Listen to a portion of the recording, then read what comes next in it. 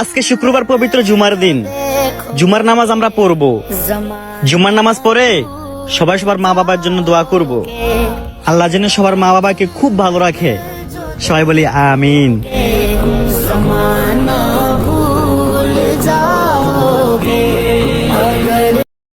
গোটা বিশ্বের সবগুলো আল্লাহর ওলি যদি একটা গ্লাসের পানিতে ফু দেয়, আর আপনার মা যদি আপনার মাথার মধ্যে হাত বুলিয়ে দেয়, আপনার মা যদি আপনার বুকে একটা ফু দিয়ে দেয়, সব বিশ্বায় একদিকে, মায়ের দোয়া আর একদিকে। মায়ের দোয়া মুহূর্তে আমার আল্লাহর আরশে পৌঁছে যাবে।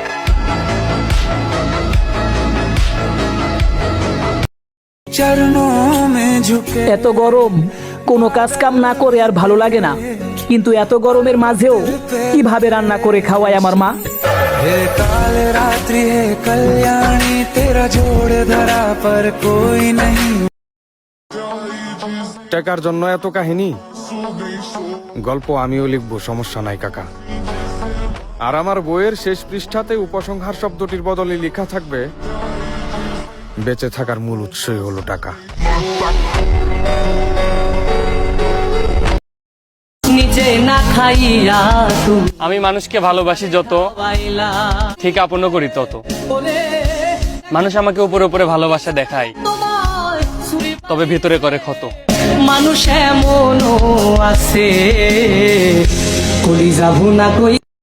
আল্লাহ বলেছেন ফাইন্না মাল উসরি ইউসরা, কষ্টের পরেই আছে সুখ, কষ্টের পরেই আছে সুখ। হতাশ হওয়া যাবে না, নিরাশ হওয়া যাবে না, হাল ছাড়া যাবে না। ভরসা রাখতে হবে একজনের উপর। চিৎকার করে বলেন, তিনি কে? ছাইরা গেলে কেউ মইরা যায় না। গাছ থেকে জন্ম নেওয়া পাতাও কিন্তু বছরে একবার শুকিয়ে গাছটার একা করে মাটিতে ঝরা যায়।